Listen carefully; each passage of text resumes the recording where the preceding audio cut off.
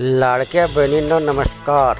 बहिणींनो, लाडकी बहीण योजनेच्या एप्रिल महिन्याचा हप्ता मिळण्यास होणार उशीर, म्हणून काही दिवस ठेवा धीर।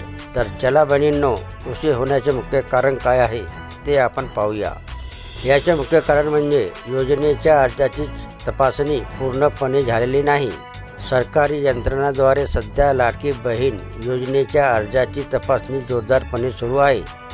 या प्रक्रियेमध्ये अनेक महत्त्वाचे टप्पे समाविष्ट आहेत। लाभार्थी महिलांच्या चारचाकी वाहनाची तपासणी आता पूर्ण करण्यात आली आहे। योजनेच्या नियमानुसार चारचाकी वाहन असलेल्या महिलांना या योजनेचा लाभ मिळू शकत नाही। या तपासणी प्रक्रियेमध्ये परिवहन विभागाच्या मदतीने संबंधित माहिती गोळा करण्यात आली आहे, जेणेकरून लाभार्थींची पात्रता अचूकपणे ठरवता येईल। त्याचप्रकारे लाभार्थींच्या उत्पन्नाची बारकाईने तपासणी केली जात आहे। योजनेच्या नियमानुसार वार्षिक 2.5 लाखापेक्षा जास्त उत्पन्न असलेल्या महिलांना या योजनेचा लाभ मिळणार नाही।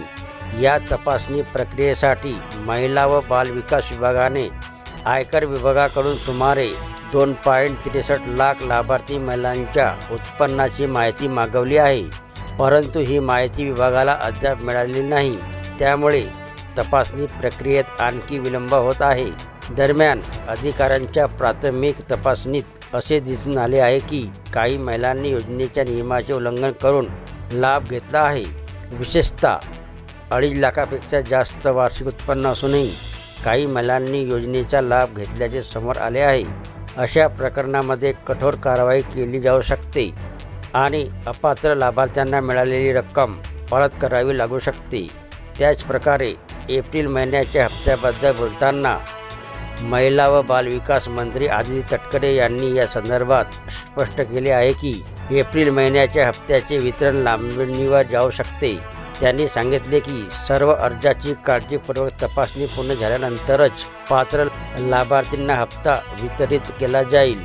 तर हे होते मित्रांनो लाडक्या बहिणीच्या एप्रिल महिन्याच्या हप्त्याबद्दलची नवीन माहिती।